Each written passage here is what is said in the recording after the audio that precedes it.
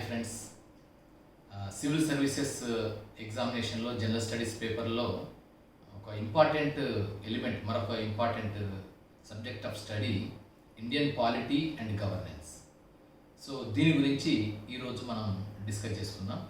So Indian polity అనేది మనకు చూడగానే దాంట్లో సబ్జెక్టు పరంగా చూస్తే కాన్స్టిట్యూషన్ ఆఫ్ ఇండియా ఏర్పడ్డప్పటి నుంచి మొదలుకొని కాన్స్టిట్యూషన్లో ఉండేటువంటి డిఫరెంట్ ఆర్టికల్స్, తర్వాత సబ్జెక్ట్స్ కానీ, షెడ్యూల్స్ కానీ, అలాగే పార్ట్స్ కానీ, డిఫరెంట్ పార్ట్స్ ఏవైతే ఉన్నాయో అవి, తర్వాత ఎగ్జిక్యూషన్ ఎలా జరుగుతుంది, భారత రాజ్యాంగం ఆధారంగా భారత ప్రభుత్వం యొక్క విధి విధానాలు ఎలా ఉంటాయి అనే విషయాలు, దాంతోపాటు హక్కులు, అలాగే Panchayati Raj system, urban administrative system, వీటన్నిటి గురించి కూడా అక్కడ మనకు ఇట్లా పెరిఫెరల్గా కనిపిస్తుంది.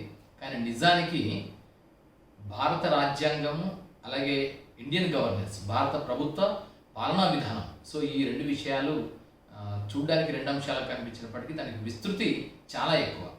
దాంతోపాటు ఈ టాపిక్కి సంబంధించి, అంటే ఈ కేటగిరీ ఆఫ్ జనరల్ స్టడీస్కి సంబంధించి మనకు ఫస్ట్ కావాల్సిన ఇంపార్టెంట్ రిక్వైర్మెంట్స్ ఏంటంటే, ఒక ఆస్పైరెంట్కి కావాల్సిన రిక్వైర్మెంట్స్ ఏంటంటే, ఫస్ట్ మెమరీ బాగుండాలి ఒకటి, రెండవది రాజకీయాలపైన, రాజకీయ యంత్రాంగం పట్ల కొంచెం ఆసక్తి, అనురక్తి రెండు ఉండాలి. మూడవది ఏంటంటే, భారత రాజ్యాంగంలో ఉండే సంవిధానంలో ఉండే ఆర్టికల్స్ని, అంటే ప్రతి ఆర్టికల్, ఏ ఆర్టికల్ దేని గురించి చెబుతుంది, అది ఏ భాగంలో ఉంది, ఏ షెడ్యూల్లోకి వస్తుంది అనే విషయాలు కూడా స్పష్టంగా తెలిసి ఉండాలి. తర్వాత దాంతోపాటు ఇంకొక అంశం ఏంటంటే, ఈ అంశం పైన వేరువేరు సందర్భాలలో వేరువేరు కోర్టు కేసెస్ కూడా జరిగాయి. ఫర్ ఇన్స్టాన్స్ గోలక్నాథ్ కేసు అనుకోండి, లేదా కేశవానంద భారతి కేసు అనుకోండి. సో ఇలాంటి ఎన్నో కేసులు, అంటే ఫండమెంటల్ రైట్స్ గురించి, రాష్ట్రాల యొక్క హక్కుల గురించి, కేంద్ర రాష్ట్ర సంబంధాల గురించి, ఇలా ఎన్నెన్నో వాద వివాదాలు, ప్రతివాదాలు జరిగాయి. అలాగే రాజ్యాంగ సవరణ గురించి కూడా చాలా సందర్భాలలో మార్పులు, సుప్రీంకోర్టు పరమైనటువంటి, హైకోర్టు పరమైనటువంటి ఉత్తర్వులు కూడా ఉన్నాయి. సో ఇలాంటి కేస్ స్టడీస్ కూడా గుర్తుపెట్టుకోగలగాలి. ఎందుకంటే ఇక్కడ ఇండియన్ పాలిటీ అనే సిస్టంలో రెండు అంశాలు ఉన్నాయి కనుక ఆ రెండు అంశాలను గుర్తుపెట్టుకోవాలంటే ఇవన్నీ అవసరం. సో అందుకని ఒక క్యాండిడేట్ ఎవరైతే సివిల్ సర్వీసెస్ ఆస్పైరెంట్ ఉన్నాడో, ఇక్కడ ఇవన్నీ కూడా మెమరీ ఉండాలి. ప్లస్ రెండవది ఏంటంటే ఆర్టికల్స్ని కరెక్ట్గా గుర్తుపెట్టుకోగలగాలి. మూడవది కేస్ స్టడీస్, ఒక ఆర్టికల్ సంబంధించి, ఒక ప్రొవిజన్ సంబంధించి, రాజ్యాంగ ప్రొవిజన్ సంబంధించి ఏవేవైతే కేస్ స్టడీస్ ఉన్నాయో, లేక కేస్ లాస్ ఉన్నాయో అవన్నీ కూడా ఎప్పటికప్పుడు అప్డేట్ అవుతుండాలి, గుర్తుపెట్టుకోవాలి. దాంతోపాటు ఇంకొకటి ఏంటంటే, రాజ్యాంగ సవరణలు కూడా వెరీ వెరీ ఇంపార్టెంట్. ఆ రాజ్యాంగ సవరణలు వేరు సందర్భాల్లో ఎలాంటి మార్పులకు దారితీశాయి, ఏ మార్పుల వల్ల ఏం జరిగింది అనే విషయాలు కూడా మనకు స్పష్టంగా, విస్పష్టంగా, ఖచ్చితంగా తెలిసి ఉండడం అనేది అవసరం. సో వీటితో పాటు ఇంకొక అంశం ఏంటంటే, ఇక్కడ the persons who are responsible for making the constitutional provisions and constitutional development and constitutional making, దీనికి సంబంధించి కూడా మనకు ఖచ్చితంగా అవసరం. అంటే వివిధ వ్యక్తులు ఫర్ ఇన్స్టాన్స్ అంబేద్కర్ గారు, లేదా బాబు రాజేంద్ర ప్రసాద్, పండిట్ జవహర్లాల్ నెహ్రూ, అలాగే కుప్పుస్వామి అయ్యర్, బిఎన్ రావు, సో బాబాసాహెబ్ అంబేద్కర్, సో ఇలా వీళ్ళు రాజ్యాంగ తయారీకి దోహదపడ్డ వ్యక్తులందరూ కూడా, వారందరూ కూడా అవసరం. దాంతోపాటు వేరువేరు సందర్భాలలో, ఇప్పటి వరకు జరిగిన జనరల్ ఎలక్షన్స్లో వేరువేరు సందర్భాలలో ఎవరెవరైతే భారత రాష్ట్రపతిగా, ఉపరాష్ట్రపతిగా, ప్రధానమంత్రిగా, క్యాబినెట్ మంత్రులుగా ఎవరెవరైతే ఉన్నారో వారి కాలంలో ఏమేమి పరిణామాలు జరిగాయి, ఏం మార్పులు జరిగాయి అనేది ఒకటి. అలాగే లోక్సభ, రాజ్యసభ సంబంధించినటువంటి శాసన సభాపతులు, అలాగే రాజ్యసభ అధినేత, వారి గురించి, వారు ఎవరు ఆ పదవిని అలంకరించారు, ఏ సంవత్సరం నుంచి ఏ సంవత్సరం వరకు అలంకరించారనే విషయాలు కూడా మనకు స్పష్టంగా అవసరం. సో దాంతోపాటు ఇవి మాత్రమే కాకుండా, అంటే వ్యక్తులు మాత్రమే కాకుండా పదవులు కూడా ముఖ్యం. సో ఇక్కడ భారత రాజ్యాంగం అంతా మొత్తం నిర్వహించబడినంతా పదవులను అనుసరించి నిర్వహించబడుతుంది కనుక ఆ పదవికి భారత రాజ్యాంగంలో ఏ ప్రొవిజన్స్ ఏ పదవి గురించి చెప్తున్నాయి. ఫర్ ఇన్స్టాన్స్ ప్రధానమంత్రి అనగానే ఫస్ట్ అమాంగ్ ఈక్వల్స్ అని చెప్పాము. దాంట్లో మనకు భారత రాజ్యాంగంలో చెప్పింది ఏంటంటే, he is the representative leader of council of ministers and first among equals, అందరూ సమానులే, కౌన్సిల్ ఆఫ్ మినిస్టర్స్ ఉంటుంది తప్ప ప్రధానమంత్రి గురించి ప్రత్యేకంగా ఎక్కడ రాజ్యాంగ ప్రొవిజన్స్ లేవు. కానీ లోక్సభలో మెజారిటీ పార్టీకి సంబంధించిన అధినేత ఎవరుంటే వారు భారత ప్రధానిగా ఎన్నిక కావడానికి కావాల్సిన అర్హతలు భారత రాజ్యాంగం భారత రాష్ట్రపతికి సంక్రమింపజేసింది అనేది అక్కడ క్లియర్గా ఉంది. సో ఇవి తెలియాలంటే ముందు ఆ పదవులు కూడా తెలిసి ఉండాలి. ఆ పదవికి ఉండే లిమిటేషన్స్, అధికారాలు, బాధ్యతలు, దానికి ఉండేటువంటి హోదా, ఇవన్నీ కూడా తెలిసి ఉండాలి. అది భారత రాష్ట్రపతి కావచ్చు, భారత ప్రధానమంత్రి కావచ్చు, లేదా కౌన్సిల్ ఆఫ్ మినిస్టర్స్ అంటే కేంద్ర మంత్రివర్యులకు సంబంధించిన విషయాలు కావచ్చు, ఇవన్నీ తెలిసి ఉండాలి. వాటితో పాటు అంటే వైస్ ప్రెసిడెంట్, అలాగే ఇతర రాజ్యాంగపరమైనటువంటి పదవులన్నీ, వాటితో పాటు రాజ్యాంగము సక్రమంగా నడవడానికి, భారతీయ దేశమంతా సక్రమంగా నడవడానికి కొన్ని భారత రాజ్యాంగ సంస్థలు ఉన్నాయి. అంటే constitutional agencies. So for instance election commission of India, అలాగే union public service commission of India, controller and auditor general of India, అలాగే finance commission, inter state council. So ఇలాంటివన్నీ రాజ్యాంగబద్ధమైన సంస్థలు. ఇవన్నీ భారతదేశం, ఇంత పెద్ద భారతదేశము, ఎన్నెన్నో రాష్ట్రాలు, ఎన్నెన్నో వ్యవస్థలు ఉన్నటువంటి భారతదేశంలో ఒక యూనిఫామ్ అడ్మినిస్ట్రేషన్ తీసుకురావడానికి, ఒక యూనిటీని తీసుకురావడానికి, ఏకత్వాన్ని తీసుకురావడానికి ఏర్పాటు చేయబడిన కేంద్ర ప్రభుత్వ రాజ్యాంగబద్ధమైన సంస్థలు. సో ఈ రాజ్యాంగబద్ధమైన సంస్థలు, వాటి నియామకము, వాటి యొక్క అధికారాలు, బాధ్యతలు, విధులు, ఎవరు దానికి అర్హులు, దాన్ని నియమించడానికి ఎవరు అర్హులు, అర్హతలు ఏంటి, ఈ విషయాలన్నీ కూడా కూలంకషంగా, స్పష్టంగా, ఖచ్చితంగా మనము తెలుసుకోవాల్సిన అవసరం ఉంటుంది. సో ఇవన్నీ కలిపితేనే ఇండియన్ పాలిటీ అనే ఒక్క మాట. సో అంటే ఈ ఇండియన్ పాలిటీ అనే మాటలో ఉన్న విస్తృతి ఎంత అంటే, కాన్స్టిట్యూషన్కు మాత్రమే పరిమితం కాదు, కాన్స్టిట్యూషన్కి ముందు, కాన్స్టిట్యూషన్ తర్వాత, కాన్స్టిట్యూషన్కి అతీతంగా ఉండే అడ్మినిస్ట్రేషన్లో, ఎగ్జిక్యూషన్లో ఉండే అన్ని అంశాలు కలిపితేనే భారత రాజకీయ వ్యవస్థ అనే ఒక్క మాట ఇండియన్ పాలిటీలో మనకు అర్థమవుతుంది. సో అందుకని ఇక్కడ మనకు ఎంత అవసరం అంటే, ఎక్స్టెన్సివ్ రీడింగ్ అవసరం, బట్ ఇంటెన్సివ్ అప్రోచ్ కూడా కావాలి. So while you are expanding your wings to know each and everything about the constitution, constitutional implications, provisions and practices, ఇవన్నీ తెలియడంతో పాటు ఇంకొకటి కావాల్సింది ఏంటంటే, దానికి సంబంధించి ఒక ఇంటెన్సివ్ స్టడీ కూడా కావాలి. సో ఇంటెన్సివ్ స్టడీలో అంటే స్పెసిఫిక్గా ఇది ఏంటి, దేనికి సంబంధించిన ప్రొవిజన్ అనేది కూడా స్పెసిఫిక్గా తెలుసుకుండాలి. సో ఇవన్నీ ఉంటే మనం ఇండియన్ పాలిటీని ఈజీగా ఓవర్కమ్ కాగలుగుతాం. దాంతోపాటు ఇది మెయిన్స్లో కూడా మనకు అడ్వాంటేజ్. ఎందుకంటే భారత రాజకీయ వ్యవస్థ, రాజ్యాంగము, రాజకీయ యంత్రాంగానికి సంబంధించి ఎన్నెన్నో ప్రశ్నలు దీనికి అనుబంధంగా వచ్చే అవకాశం ఉంటుంది. జనరల్ స్టడీస్లో రావచ్చు, ఇతరత్ర రావచ్చు. కనుక ఇది రెండు విధాలుగా 2 birds at 1 shot ప్రిపరేషన్ లాగా మనం ప్రిపేర్ అవ్వడం అనేది చాలా అవసరం. సో ఇప్పుడు ఇండియన్ పాలిటీ అనే సిస్టమ్ గురించి మరొక డీటెయిల్గా మనం ఆలోచిద్దాం. సో నిజానికి చెప్పాలంటే ఇండియన్ పాలిటీ అన్న దాంట్లో ఇండియన్ కాన్స్టిట్యూషన్ ఒక ఇంపార్టెంట్ అయితే, చాలామంది ఏమనుకుంటారంటే ఇండియన్ కాన్స్టిట్యూషన్ నుంచి చదువుకుంటే సరిపోతుంది. అంటే ఆర్టికల్ 1 నుంచి మనకు ఉన్నటువంటి 395 ఆర్టికల్స్ వరకు 12 భాగాలు, తర్వాత 10 షెడ్యూళ్ళు, ఇట్లాంటివి చదివితే 22 భాగాలు, 10 షెడ్యూళ్ళు, వాటి గురించి తెలుసుకుంటే సరిపోతుంది అని అనుకుంటాం. కానీ నిజానికి చెప్పాలంటే అసలు ఇదంతా సినిమా. రాజ్యాంగం అనేది ఒక సినిమా అయితే, సినిమా మేకింగ్కి ముందు చాలా వర్క్ ఉంది.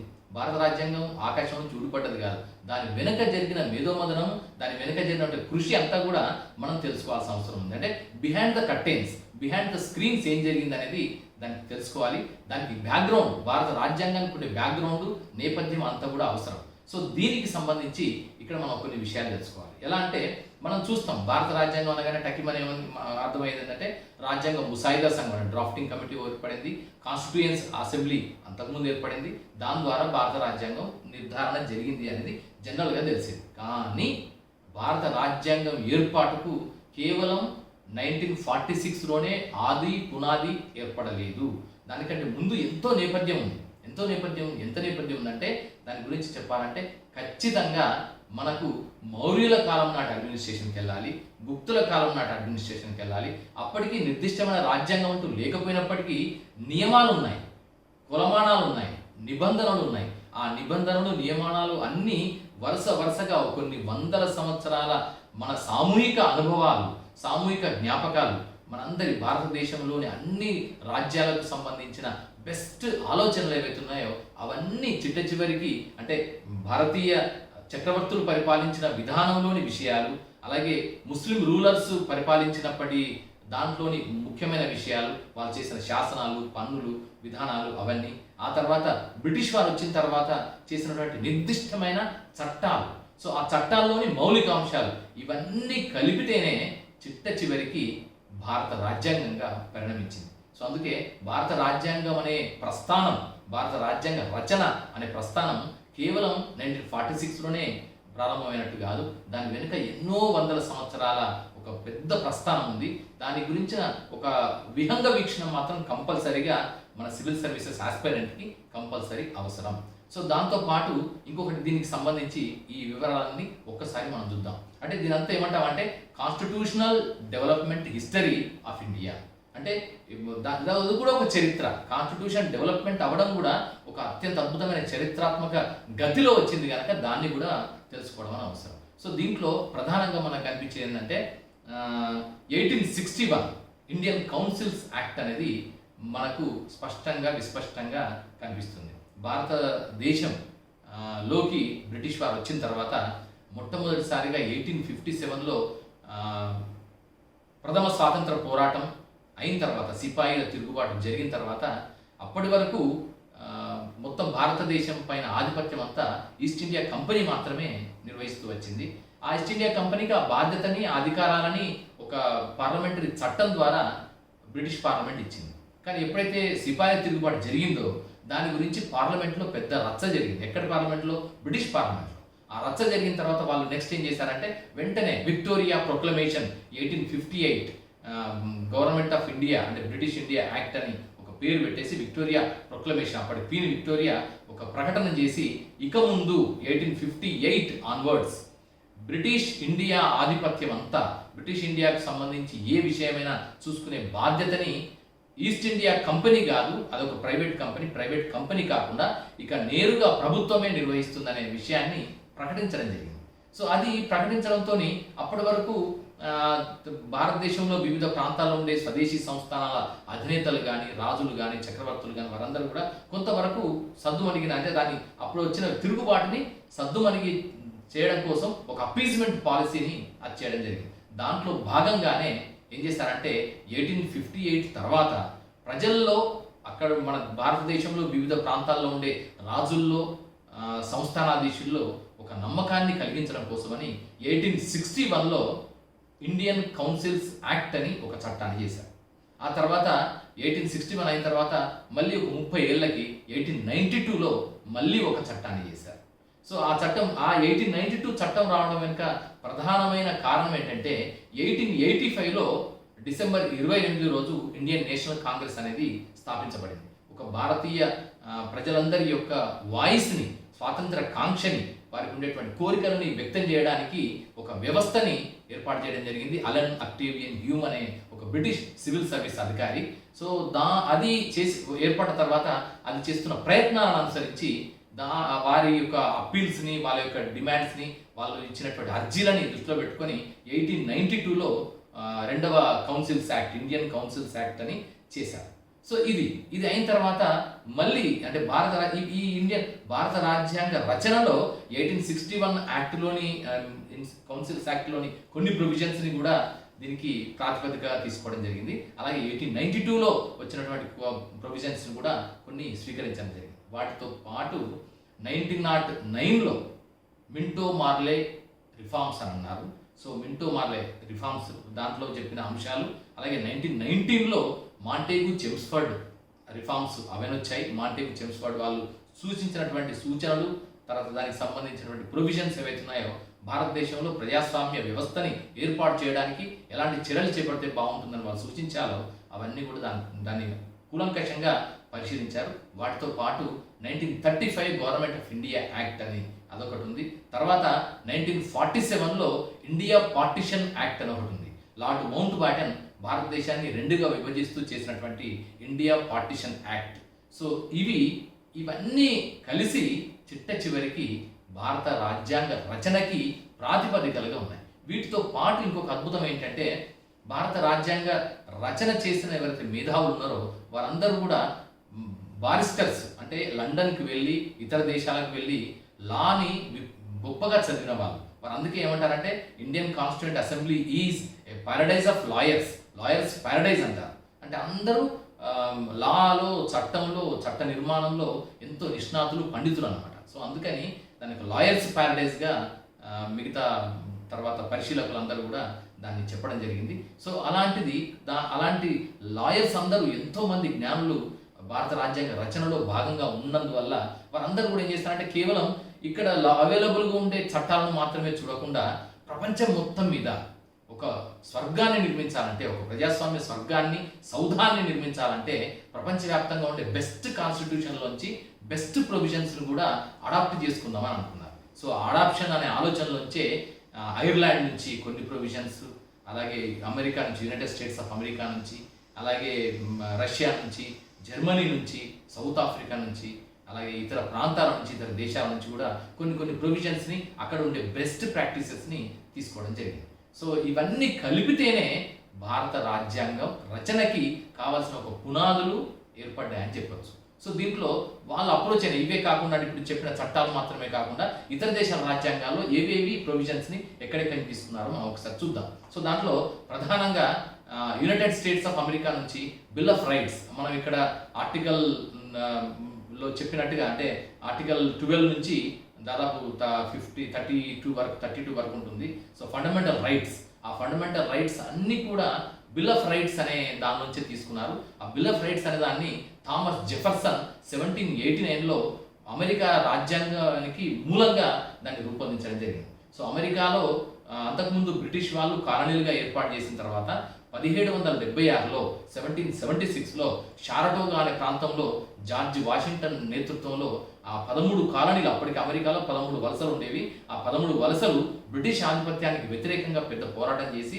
1776లో బ్రిటిష్ వారిని ఓడించి వాళ్ళు స్వాతంత్రాన్ని ప్రకటించుకున్నారు. స్వాతంత్రాన్ని ప్రకటించుకున్న తర్వాత అంటే 1776లో అమెరికాకి స్వాతంత్రం వచ్చిన తర్వాత అమెరికాలో ఉండే 13 కాలనీలు, ఇతర ప్రాంత ప్రజలందరూ చాలా సఖ్యంగా గడపాలంటే దానికంటే ఒక రాజ్యాంగాన్ని ఏర్పాటు చేసుకుందాం అంటున్నారు. ఆ రాజ్యాంగం పేరే బిల్ ఆఫ్ రైట్స్.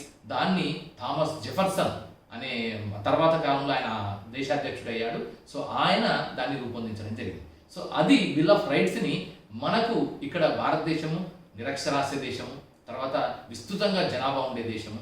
సో ఇలాంటి వారికి పౌరుడు రక్షించబడాలి, పౌరుడికి తనకంటూ కొన్ని ప్రొవిజన్స్ ఉండాలి అని ఆలోచించినప్పుడు ప్రాథమిక హక్కులు సామాన్యుడిని రక్షించగలుగుతాయని భావించి ఆ ప్రాథమిక హక్కులని అక్కడి నుంచి తీసుకొని బిల్ ఆఫ్ రైట్స్ని తీసుకొని భారత రాజ్యాంగంలో ఏర్పాటు చేయడం జరిగింది. సో అలాగే క్వాజీ ఫెడరల్ వ్యవస్థ, మనదంతా కూడా కంప్లీట్గా భారతదేశం ఇంత విభిన్నమైన దేశం కనుక వివిధ జాతులు, ప్రాంతాలు, మతాలు, భాషలు, సంస్కృతులు, సంప్రదాయాలు, ఆచారాలు, వ్యవహారాలు ఇవన్నీ వైవిధ్యతతో ఉన్నాయి. అలాగే శీతోష్ణ స్థితి పరిస్థితులు, భౌగోళిక పరిస్థితులు కూడా వైవిధ్యంగా ఉన్నాయి కనుక వీరందరికీ ఒకటే తరహా విధానం కంటే కూడా ఇక్కడ బలమైన కేంద్రం ఉండాలి, అలాగే సమన్వయంతో వెళ్ళగలిగినటువంటి రాష్ట్ర వ్యవస్థ ఉండాలనే ఆలోచనతో క్వాజీ ఫెడరల్ వ్యవస్థ అనేది ఏర్పాటు చేయడం జరిగింది. అందుకే ఇక్కడ భారత రాజ్యాంగంలో India as a union of states అని అంటుంది తప్ప ఫెడరల్ స్టేట్ అని ఎక్కడ మెన్షన్ చేయలేదు.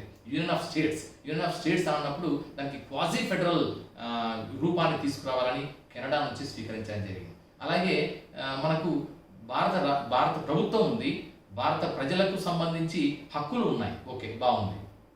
మరి భారత ప్రభుత్వం ఏ వెలుగుల కోసం పనిచేయాలి, ఏ లక్ష్యాల కోసం పనిచేయాలి, ఏవి సాధించాలి, ఆ సాధించే లక్ష్యాలని కూడా directive principles of state policy అనే రూపంలో రూపొందించడం జరిగింది. ఆదేశిక సూత్రాలు అంటాం, నిర్దేశిక నియమాలు అంటాం. సో ఆ ఆదేశిక సూత్రాలని డైరెక్టివ్ ప్రిన్సిపల్స్ ఆఫ్ స్టేట్ పాలసీని ఐర్లాండ్ రాజ్యాంగం నుంచి స్వీకరించడం జరిగింది. అలాగే రష్యా రాజ్యాంగం నుంచి కూడా కొన్ని స్వీకరించాం. అలాగే భారత రాజ్యాంగం ఏర్పడిన తర్వాత రాబోయే కాలంలో ఏమైనా మార్పులు చేర్పులు అవసరమైతే అప్పుడుండే అవసరాలు, సామాజిక, ఆర్థిక, రాజకీయ, సాంస్కృతిక, చారిత్రక, ప్రజా అవసరాల దృష్ట్యా ఏమైనా మార్పులు చేయాలంటే, భారత రాజ్యాంగంలో మార్పులు చేయాలంటే, సవరణలు చేయాలంటే ఆ సవరణ చేసే విధానాన్ని ఎలా చేస్తే బాగుంటుందని చెప్పడానికి ఆర్టికల్ 368ని ఏర్పాటు చేస్తూ దానికి సౌత్ ఆఫ్రికా రాజ్యాంగాన్ని స్వీకరించడం జరిగింది. సో ఇలా అంటే ఇక్కడ ఎందుకు అంటే భారత రాజ్యాంగం లిఖిత రాజ్యాంగంగా దృఢ రాజ్యాంగంగా ఉంటూనే అదృఢ రాజ్యాంగంగా ఉండాలి, రిజిడ్ ఉండాలి, ఫ్లెక్సిబుల్గా ఉండాలనే ఆలోచనతో చేయడం జరిగింది. అదే అమెరికన్ రాజ్యాంగం అయితే కంప్లీట్లీ ఇట్ ఈస్ రిజిడ్ రాజ్యాంగం. అందుకే దాదాపు 200-300 సంవత్సరాలు అంటే 1789 నుంచి ఇప్పటి వరకు దాదాపుగా 1789 నుంచి ఇప్పటి వరకు ఒక 200 పైన సంవత్సరాలు అయినప్పటికీ ఇప్పటికీ అక్కడ 25 అమెండ్మెంట్స్ కూడా జరగని పరిస్థితి. కేవలం 16వ అమెండ్మెంట్ ద్వారానే అమెరికాలో అబ్రహాం లింకన్ గారు బానిసత్వాన్ని నిషేధించారు. 16వ సవరణ అంటే అంతవరకు జరిగింది అంటే వాళ్ళకి రిజిడ్ రాజ్యాంగం. అదే బ్రిటన్ రాజ్యాంగం తీసుకుంటే బ్రిటన్ రాజ్యాంగం అంతా ఫ్లెక్సిబుల్ రాజ్యాంగం, అసలు అలిఖిత రాజ్యాంగం, నాన్ రిటర్న్ రాజ్యాంగం. రాజ్యాంగం గవర్నర్డ్ బై కస్టమ్స్, ఒక సంప్రదాయాన్ని అనుసరించి రూపొందించబడ్డ రాజ్యాంగం బ్రిటన్ రాజ్యాంగం. సో ఇలా ఇటు పూర్తిగా బ్రిటన్ లాగా కాకుండా అటు పూర్తిగా అమెరికా లాగా కాకుండా ఒక దృఢ అదృఢ రిజిడ్ ఫ్లెక్సిబిలిటీ రెండు ఉండాలనే సంకల్పంతో భారత రాజ్యాంగాన్ని ఈ విధంగా రాజ్యాంగ సవరణ ద్వారా చేయొచ్చు అనే ఒక విధానాన్ని అక్కడ సౌత్ ఆఫ్రికా నుంచి తీసుకొని చేయడం జరిగింది. సో ఇలా వేరు అంశాలు, ఒక ఉన్నతమైన అంశాలు. అలాగే పార్లమెంటరీ విధానం. భారతదేశం ఇప్పటికీ ప్రజాస్వామ్య వ్యవస్థ, ప్రపంచంలోకి వెళ్ళి అతిపెద్ద ప్రజాస్వామ్య వ్యవస్థ, అతిపెద్ద ఎన్నికల యంత్రాంగం భారతదేశంలోనే జరుగుతోంది. గత 1952లో మొట్టమొదటిసారిగా సార్వత్రిక ఎన్నికలు జరిగినప్పటి నుంచి ఇప్పటి వరకు, మొన్న 2019లో జరిగిన ఎన్నికల వరకు కూడా ప్రతి సందర్భంలో, 2018లో జరిగిన ఎన్నికల వరకు కూడా ప్రతి సందర్భంలో మనకు అర్థమయ్యే అంశం ఏంటంటే అత్యంత పెద్ద ప్రజాస్వామ్యం, అత్యంత పెద్ద ఎలక్టరేట్, అత్యంత పెద్ద ఓటు వ్యవస్థ భారతదేశంలోనే జరుగుతుందని తెలుస్తుంది. సో అందుకని ఇవన్నీ నిర్వహించబడాలంటే భారత ప్రజాస్వామ్య వ్యవస్థ పార్లమెంటరీ తరహాలో ఉండాలి. ఆ పార్లమెంటరీ తరహాకి మూలంగా బ్రిటిష్ పార్లమెంటరీ విధానాన్ని స్వీకరించడం జరిగింది. సో ఇలా వేర్వేరు రాజ్యాంగాలలోని ద బెస్ట్ ప్రాక్టీసెస్ని భారత రాజ్యాంగంలోకి చొప్పించడం ద్వారా ఒక మోడల్ ప్రజాస్వామ్యాన్ని, ఒక ఆధునిక నవీన అభివృద్ధితో కూడిన వికాసవంతమైన ప్రజాస్వామ్య వ్యవస్థని భారతదేశంలో ఏర్పాటు చేయాలనే లక్ష్యంతో భారత రాజ్యాంగంని రూపొందించడం జరిగింది. సో ఇదంతా the constitutional developmental history of Indian constitution. So Indian constitution సంబంధించిన ఒక కాన్స్టిట్యూషన్ డెవలప్మెంటల్ హిస్టరీ. ఇది ఒక్క రోజులో వచ్చింది కాదు. కనుక మనం చూస్తున్న రాజ్యాంగం, ఈ రాజ్యాంగానికి నేపథ్యం కూడా తెలుసుకోవడం అవసరం. సో అందుకని ఇదంతా మనందరం కూడా చదివి ఉండాల్సిందే. ఇవన్నీ గుర్తుపెట్టుకుంటూ ఉండాలి. ఇంకొకటి ఏంటంటే భారత రాజ్యాంగ రచన ఎలా జరిగింది, దాని నేపథ్యం ఏంటి, ఇదంతా భూమిక. భారత రాజ్యాంగ రచనకు సంబంధించి, దాని వికాసము అభివృద్ధికి సంబంధించిన ఇదంతా ప్రస్థానం, భూమిక. తర్వాత భారత రాజ్యాంగ రచన ఎలా జరిగింది అనేది ఇంకొక ఇంపార్టెంట్ ఇష్యూ. సో దాంట్లో ప్రధానాంశం ఏంటంటే భారత రాజ్యాంగాన్ని రచించాలనే ఆలోచన వచ్చిన తర్వాత ఎప్పుడైతే 1946లో ఒక అద్భుతం జరిగింది. ఏంటంటే కాన్స్టిట్యూయెంట్ అసెంబ్లీ అని ఏర్పాటు చేయడం జరిగింది. అంటే రాజ్యాంగ సభ. ఆ రాజ్యాంగ సభకి అధ్యక్షుడిగా డాక్టర్ బాబు రాజేంద్ర ప్రసాద్ని, అలాగే హెచ్సి ముఖర్జీని వైస్ ప్రెసిడెంట్గా పెట్టారు. దానికి సెక్రటరీగా ఒక సీనియర్ ఐఏఎస్, అప్పటికి ఐసీఎస్ ఆఫీసర్ ఆయనని దానికి సెక్రటరీగా, కాన్స్టిట్యూయెంట్ అసెంబ్లీకి సెక్రటరీగా అపాయింట్ చేయడం జరిగింది. సో ఆయన Benegal Narasingarao. Is a great legendary personality, గొప్ప జ్ఞాని. లా శాస్త్రంలో, అంటే న్యాయశాస్త్రంలో అత్యంత అద్భుతమైన పరిణతి ఉన్న మనిషి. అన్నిటిని మించి ఇంటర్నేషనల్ కోర్ట్ ఆఫ్ జస్టిస్, ఐక్యరాజ్య సమితిలో అంతర్భాగంగా ఉండే international court of justice the Hague అనే నగరంలో ఉంటుంది నెదర్లాండ్స్లో. ఆ హేగ్ అనే నగరంలో ఇంటర్నేషనల్ కోర్ట్ ఆఫ్ జస్టిస్లో వన్ ఆఫ్ ది జడ్జిగా ఎన్నికైన మొట్టమొదటి భారతీయుడు ఆయన. సో అంటే అంత పరిజ్ఞానం, ప్రాపంచిక పరిజ్ఞానము, విషయ జ్ఞానము, అన్నిటిని మించి భారత ప్రజల పట్ల అనురాగము, ఇవన్నీ ఉన్న మనిషి బిఎన్ రావు గారు. ఆయన పూర్తి పేరు బెనగల్ నరసింగరావు. ఆయన సెక్రటరీ. నిజానికి చెప్పాలంటే భారత రాజ్యాంగాన్ని కాన్స్టిట్యూయెంట్ అసెంబ్లీలో ఉన్నప్పుడే మొత్తం రచించడం జరిగింది. ఆ రచించిన దాంట్లో మొదటి ప్రతిని, అంటే డ్రాఫ్ట్ని ఫస్ట్ సార్ రాసింది ఎవరంటే బిఎన్ రావు గారు రాశారు. సో చాలా మంది మనం ఏమనుకుంటామంటే ఇక దీన్ని, అంటే ఈ లోతులు ఎక్కువ మందికి తెలియకపోవడం వల్ల ఏమో అనుకుంటాం. కానీ నిజానికి మనం ఇప్పుడు చూస్తున్న రాజ్యాంగాన్ని మొదటిసారిగా, ఫస్ట్ డ్రాఫ్ట్ని ప్రపంచ రాజ్యాంగాలన్నీ అధ్యయనం చేసి, గవర్నమెంట్ ఆఫ్ ఇండియా యాక్ట్ని అధ్యయనం చేసి, ఇండియన్ కౌన్సిల్స్ యాక్ట్ని అధ్యయనం చేసి మొదటిసారి రాసింది, అంటే ఒక డ్రాఫ్ట్ని, ఫస్ట్ డ్రాఫ్ట్ని రాసింది బిఎన్ రావు గారు. ఎవరు అంటే అప్పుడు బాబు రాజేంద్ర ప్రసాద్ గారు అండ్ హెచ్సి ముఖర్జీ గారు, వారు అప్పుడు అధ్యక్ష వైస్ ప్రెసిడెంట్గా ఉన్నారు. సో వారి సారథ్యంలో జరిగింది. ఆ తర్వాత ఇది కాన్స్టిట్యూయెంట్ అసెంబ్లీ ఎప్పుడు ఏర్పడిందంటే 1946 డిసెంబర్ 9th రోజు ఏర్పడింది. సో డిసెంబర్ 9th 1946 రోజు కాన్స్టిట్యూయెంట్ అసెంబ్లీ ఏర్పడి 11th రోజు వారి ప్రస్థానాన్ని ప్రారంభించడం జరిగింది. ఆ తర్వాత ఇదంతా రాసిన తర్వాత డాక్టర్ బాబాసాహెబ్ అంబేద్కర్ సారథ్యంలో ఒక కమిటీ, ఒక దీనంతటిని, ఈ ముసాయిదాని, ఈ చిత్తు ప్రతిని మొత్తం మరొకసారి సమీక్షించడానికి, వీక్షించడానికి మొత్తం ఒక అద్భుతమైన కమిటీ, మేధావుల కమిటీ ఏర్పాటు చేయడం జరిగింది. ఇక్కడ డాక్టర్ భీమ్రావ్ రామ్జీ అంబేద్కర్ గారు అత్యంత అద్భుతంగా ప్రతి అంశాన్ని కూలంకషంగా పరిశీలించి గమనించి భారతదేశ ప్రజలకి, సామాన్యులకి, అట్టడుగు వర్గాల వారికి, అణగారిన ప్రజలకి, మహిళలకి, గిరిజన ప్రజలకి, గిరిజన ప్రాంతాలకి అందరికీ న్యాయం చేసే ఒక అద్భుతమైన రాజ్యాంగం కావాలనే ఆలోచనతో ఎన్నెన్నో సవరణలు ప్రతిపాదించి ఆ సవరణను ఆమోదించడం జరిగింది. ఈ మొత్తం ఇదంతా అయిన తర్వాత దీన్ని 1940 అంటే భారత రాజ్యాంగాన్ని 1949 నవంబర్ 26 రోజు దీన్ని భారత రాజ్యాంగం కాన్స్టిట్యూంట్ అసెంబ్లీలో అది ఆమోద ముద్రను కూడా పొందడం జరిగింది. సో అంటే మొత్తం ఈ ప్రస్థానం అంటే ఎక్కడ ప్రస్థానం మొదలైందంటే డిసెంబర్ 9, 1946లో ప్రారంభమైన భారత రాజ్యాంగ రచన సందర్భం 1949 నవంబర్ 26వ తారీఖు రోజు ఆమోదించబడింది. సో ఇది మొత్తం కాలం ఎంతంటే 2 సంవత్సరాల 11 నెలల 18 రోజులు. సో ఇంత సుదీర్ఘ కాలంలో దాదాపు 63 మిలియన్ల రూపాయల ఖర్చు అయింది. అప్పుడు అంటే 6,30,00,000 రూపాయల వ్యయంతో ఈ భారత రాజ్యాంగ రచన ప్రస్థానం అనేది సంపూర్తి అయింది. దీని తర్వాత అందుకే మనం నవంబర్ 26ని భారతదేశంలో నేషనల్ లా డేగా, జాతీయ న్యాయ దినోత్సవంగా మనం జరుపుకుంటున్నాం. సో తర్వాత మరి అప్పటి వెంటనే రాజ్యాంగం ఆమోదం పొందిన వెంటనే ఇమ్మీడియట్గా అది అవ్వలేదు. దాని తర్వాత జూలై 22వ తారీఖు 1947లో భారత జాతీయ పతాకాన్ని అక్కడ కాన్స్టిట్యూంట్ అసెంబ్లీ ఆమోదించడం జరిగింది. ఇక పూర్తి స్థాయిలో భారత రాజ్యాంగం అమల్లోకి వచ్చిన రోజు మాత్రం 1950 జనవరి 26. జనవరి 26 దాన్ని మనం రిపబ్లిక్ డేగా జరుపుకుంటున్నాం. జనవరి 26, 1950లో ఇది అమల్లోకి వచ్చింది. అంటే ఆమోదించబడింది 1949 నవంబర్ 26 అయితే అమల్లోకి వచ్చింది జనవరి 26, 1950. అంటే దాదాపు 2 నెలల తర్వాత అది అమల్లోకి వచ్చింది. సో ఈ జనవరి 26ని ఎందుకు ఎన్నుకున్నారు, ఎందుకు జరిగింది ఈ మధ్య, ఎందుకు ఆ రోజు ఆమోదించబడిన నవంబర్ 26 రోజే ఇది అమల్లోకి తీసుకురావచ్చు కదా, ఎందుకు మధ్యలో ఈ 2 నెలల గ్యాప్ వచ్చిందంటే దీని వెనక ఒక గమ్మత్తైన చారిత్రక సెంటిమెంటల్ విషయం ఒకటి దాగింది. సో అదేంటంటే జనవరి 26, 1929లో అంటే అక్కడ జనవరి 1929లో లాహోర్లో ఇండియన్ నేషనల్ కాంగ్రెస్ యొక్క సమావేశం జరిగింది. దానికి పండిట్ జవహర్లాల్ నెహ్రూ దానికి అధ్యక్షుడిగా ఉన్నాడు. ఎందుకంటే Indian national Congress every year ప్రతి సంవత్సరం ఏదో ఒక చోట జాతీయ స్థాయి సదస్సును పెడుతూ అందరూ భారతీయ ప్రజలందరినీ ఒకచోట, నాయకులందరినీ ఒకచోట చేర్చి భవిష్యత్ కార్యాచరణ ప్రణాళికని, బ్రిటిష్ వారికి వ్యతిరేకంగా స్వాతంత్ర్య సాధన దిశగా ఎలాంటి కార్యక్రమాలు చేస్తే బాగుంటుందనే విషయాలని ఒక కార్యాచరణ ప్రణాళికని, ప్రతిపాదనని రూపొందించుకోవడం అనేది ఆ ఇండియన్ నేషనల్ కాంగ్రెస్లో జరిగే సమావేశాల అంతరార్థం.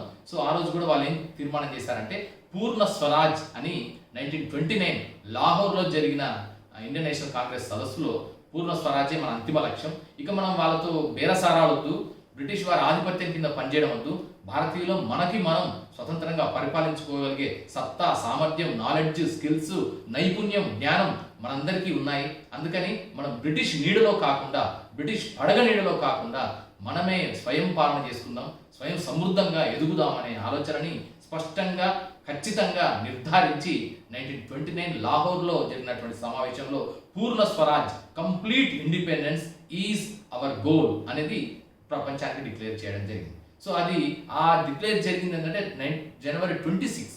ఆ జనవరి 26 పూర్ణ స్వరాజ్ తీర్మానం జరిగిన సందర్భం కనుక ఆ జనవరి 26కు నీరాజనంగా, నివాళిగా, ట్రిబ్యూట్గా 1950 జనవరి 26కి భారత రాజ్యాంగాన్ని అమల్లోకి తీసుకొస్తూ ఆ రోజు అమలు చేస్తున్నట్టుగా ప్రకటించడం జరిగింది.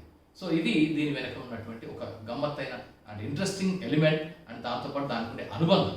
సో అందుకని ఈ విధంగా భారత రాజ్యాంగం అమల్లోకి వచ్చింది. ఇది అంతా ద కాన్స్టిట్యూషనల్ డెవలప్మెంట్ హిస్టరీ ఇదంతా.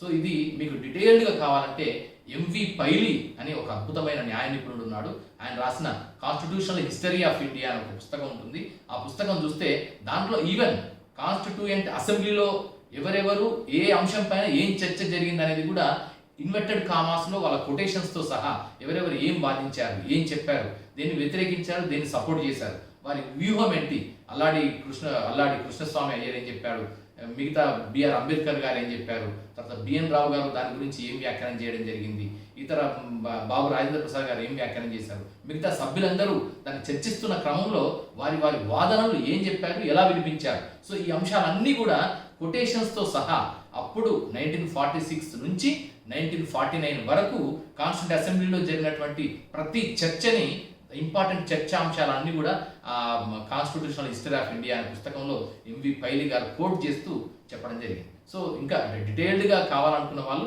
ఆ ఎంవి పైలి ఈ history of constitution history of India అనేది కూడా చదవచ్చు. సో అదొకటి. తర్వాత ఇది అయిన తర్వాత నెక్స్ట్ ఇంతటితో అయిపోలేదు. భారత రాజ్యాంగం.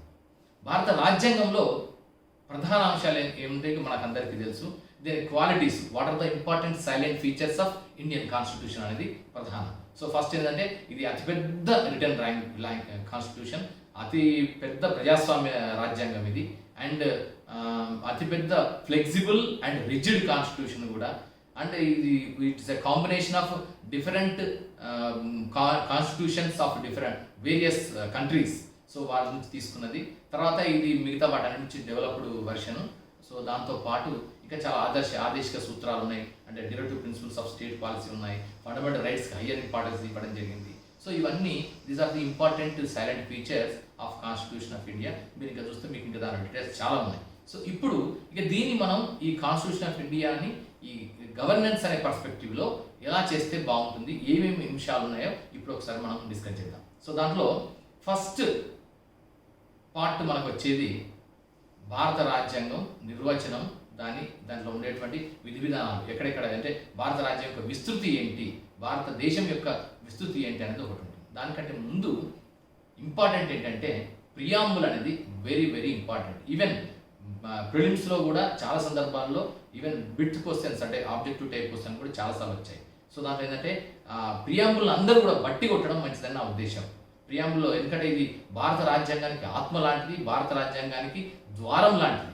ఈ ప్రియాంబుల్లో చెప్పిన లక్ష్యాలని సాధించడానికి ఒక యాక్షన్ ప్లానే మొత్తం భారత రాజ్యాంగంలో వివిధ ప్రొవిజన్స్ అని నేను వ్యక్తిగతంగా భావిస్తాను. అందుకని భారత రాజ్యాంగంలో ప్రియాంబుల్ని మాత్రం ఖచ్చితంగా ప్రతి ఆస్పైరెంట్ ఫస్ట్ వర్డ్ నుంచి లాస్ట్ వర్డ్ వరకు ఖచ్చితంగా రావడం అనేది, బట్టియం రావడం అనేది మంచి విషయం భావిస్తాను. దాంట్లో ప్రధాన అంశాలు నేను చెప్తాను. We the people of India having solemnly resolved to enact this constitution of India on this 26th November 1949 to provide all its citizens justice, liberty, equality and fraternity and adopt this constitution on 26th November 1949 అని దాంట్లో ఉంటుంది. అంటే ఇదే words కాకపోయినా ఈ అర్థం వచ్చేలాగా ఉంటుంది. సో ఇది భారత రాజ్యాంగానికి సంబంధించిన అర్థం. మీరు మాత్రం ఏం చేయాలంటే ఖచ్చితంగా దీన్ని పూర్తిగా చదవాలి, పూర్తిగా చదివి నేర్చుకోవాలి. దాంతోపాటు ఇంకొకటి ఏముంటుందంటే to provide India as a sovereign, socialist, secular, democratic republic అని ఉంటుంది. సో దీంట్లో ఫస్ట్ ఏం చేయాలి, సావరిన్, డెమోక్రటిక్ రిపబ్లిక్ మాత్రమే మొదటిసారి రాజ్యాంగంలో ప్రియాంబుల్లో ఉన్నాయి. 1976లో 42nd అమెండ్మెంట్ ద్వారా అప్పుడు ప్రధాని శ్రీమతి ఇందిరాగాంధీ గారు 76వ రాజ్యాంగ సవరణ ద్వారా 1976లో 42nd అమెండ్మెంట్ ద్వారా ఈ దాంతోపాటు అంటే సావరిన్, డెమోక్రటిక్, రిపబ్లిక్ అనే పదాలకి తోడుగా సోషలిస్ట్, సెక్యులర్ అనే 2 పదాలను కూడా దాంట్లో చేర్చడం జరిగింది. ఎందుకంటే భారతదేశానికి ఉండే ఒక సామ్యవాద ధోరణిని, అలాగే లౌకికవాద తత్వాన్ని, మతాతీతమైనటువంటి ఒక మానవాళికి మేలు చేయగలిగే యంత్రాంగం మా భారతదేశం అని చెప్పడానికి ఆ socialist and secular and integrity అనే పదాన్ని కూడా జాయిన్ చేస్తూ ఆ రాజ్యాంగ సవరణ చేయడం జరిగింది. అంటే భారత జాతీయ ఐక్యతని చెప్పడం కోసం ఇదంతా చేయడం జరిగింది. భారతదేశంలో ఉండే విభిన్నత్వాన్ని, భిన్నత్వంలోని ఏకత్వాన్ని తార్కాణం పట్టడానికి ఈ మార్పులు 1976లో 42nd అమెండ్మెంట్ ద్వారా ఇవన్నీ చేశారు. సో అయితే ఈ ప్రియాంబుల్లోని అంశాలన్నీ కూడా మనకు ముఖ్యం. ఎందుకంటే ఇక్కడ మనం ఒక హామీ ఇస్తున్నాం, మాకు మేము అమలు చేసుకుంటూ మాకు మేము స్వీకరిస్తున్నటువంటి ఈ రాజ్యాంగం, we with the people of India having solemnly resolved to enact and adopt ourselves, మనం ఇది అడాప్ట్ చేసుకుంటున్న ఈ రాజ్యాంగంలో ఏం ప్రొవైడ్ చేస్తున్నామంటే దేశానికేమో sovereign, socialist, secular, democratic, integrated republic, ఇవి దేశానికి ఇస్తున్నాం. మరి ప్రజలకు ఏమిస్తున్నాం, భారతీయ ప్రజలందరికీ ఏమిస్తున్నాం అంటే ఇక్కడ చెప్తాం, justice to provide all its citizens without any discrimination either caste, creed, religion, place of birth or sex. ఏమిస్తున్నాం వీళ్ళందరికీ, ప్రజలందరికీ అంటే జస్టిస్, ఫస్ట్ అందరికీ జస్టిస్ ఇస్తాం. తర్వాత లిబర్టీ స్వేచ్ఛ, and liberty fraternity justice liberty equality, థర్డ్ది ఈక్వాలిటీ అందరికీ సమానమైన భాగస్వామ్యం ఇస్తాం, సమానమైన హక్కులు ఇస్తాం, అండ్ ఫ్రాటర్నిటీ ఒక సౌభ్రతత్వ భావాన్ని సోదరత్వ భావాన్ని ఇస్తామనే విషయాన్ని అక్కడ స్పష్టం చేయడం జరిగింది. సో ఇవే ఈ 4 అంశాలు, అలాగే sovereign social secular democratic integrated republic అనే అంశాలని విస్తరిస్తే భారత రాజ్యాంగంలోని మొత్తం ప్రొవిజన్స్ మనకు కనిపిస్తాయి, వేరు ఆర్టికల్స్గా కనిపిస్తాయి. వీటి ఆత్మనే అక్కడ విస్తరణలో కనిపిస్తుంది. అంటే ఒక్కొక్కటి ఎలా చేయాలి, ఇదంతా యాక్షన్ ప్లాన్.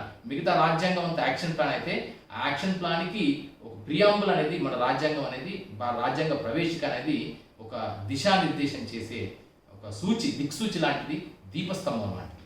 సో ఇప్పుడు ఇక మిగతా అంశాలు చూద్దాం.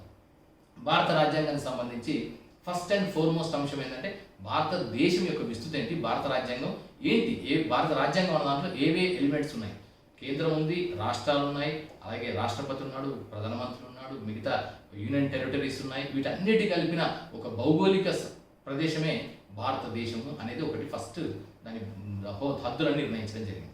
ఆ తర్వాత నెక్స్ట్ మనకు కనిపించేది ఇండియన్ సిటిజన్షిప్ సంబంధించిన ప్రొవిజన్స్ మనకు ఉన్నాయి. ఇండియన్ సిటిజన్షిప్కి సంబంధించి 1956లో సిటిజన్షిప్ యాక్ట్ కూడా దీనికి అనుబంధంగా భారత రాజ్యాంగ పరిధిలో రూపొందించడం జరిగింది. ఆ చట్టం అంటే సిటిజన్షిప్ యాక్ట్లోని ప్రొవిజన్స్ అంటే ఎవరు సిటిజన్షిప్కి అర్హులు, ఒకవేళ విదేశీయులు కనుక భారతీయ పౌరసత్వాన్ని స్వీకరించాలంటే రిక్వైర్డ్ క్వాలిఫికేషన్స్ ఏంటి, ఎలిజిబిలిటీ కండిషన్స్ ఏంటి, ఈ విషయాలన్నీ కూడా దాంట్లో కూలంకషంగా చర్చించడం జరిగింది. సో దాంతోపాటు ఎవరు భారత పౌరసత్వాన్ని కోల్పోవడానికి ఉండే ప్రొవిజన్స్ కూడా అందులో మెన్షన్ చేయడం జరిగింది. అది మొదట్లో కనిపిస్తుంది. ఆ తర్వాత మనకు థర్డ్ పార్ట్లో కనిపించేది very important aspect, that is fundamental rights. So fundamental rights అనేవి సామాన్యుడికి రక్షక కవచాలు, సామాన్యుడిని రక్షించడానికి జనరల్గా అప్పుడు 1947 ప్రాంతంలో 51 ప్రాంతంలో భారతదేశం మొత్తం మీద దాదాపు ఒక 50 కోట్ల మంది జనాభా ఉంటే, దాదాపుగా 50 కోట్ల జనాభా ఉంటే 50 కోట్ల మందిలో కేవలం 16% మాత్రమే చదవడం రాయడం తెలిసిన వారు. అంటే మిగతా వాళ్ళంతా నిరక్షరాస్యులు. వీరందరికీ కూడా భారతీయులు సగటున వివిధ ప్రాంతాలకు చెందినవారు, భాషలకు చెందినవారు, సంస్కృతులకు చెందినవారు, ఆచార వ్యవహారాలకి కట్టుబాట్లకి ఎక్కువ ప్రాధాన్యత ఇచ్చేవారు. సో ఇలాంటి వారి మధ్య ఒక వాళ్ళ హక్కుల గురించిన అవగాహన కలిగించాలి, వారికి రక్షణను కలిగించాలి. సో భారతదేశం మొదటి నుంచి కూడా అయితే రాజరిక పాలన లేదంటే భూస్వాముల పాలనలో కొనసాగి ఉంది కనుక భారతీయులలో సామాన్యుని సైతం అంటే ప్రజలనే ప్రభువుగా పట్టం కట్టాలంటే ప్రజలకి రక్షణ కవచం కావాలి, సామాన్యుడికి రక్షణ కవచం కావాలంటే హక్కుల ద్వారా కల్పించాలనే లక్ష్యంతో ఈ ఫండమెంటల్ రైట్స్ని రూపొందించడం జరిగింది. అవి ఆర్టికల్ 12 నుంచి మనకు 32 వరకు మెయిన్గా కనిపిస్తాయి. దాంట్లో అన్ని రకాల ఇప్పుడు మనం అనుకున్న జస్టిస్, లిబర్టీ, ఈక్వాలిటీ, ఫ్రాటర్నిటీ ఈ అంశాలన్నీ క్రోడీకరించిన ప్రాథమిక హక్కులు మనకు కనిపిస్తాయి.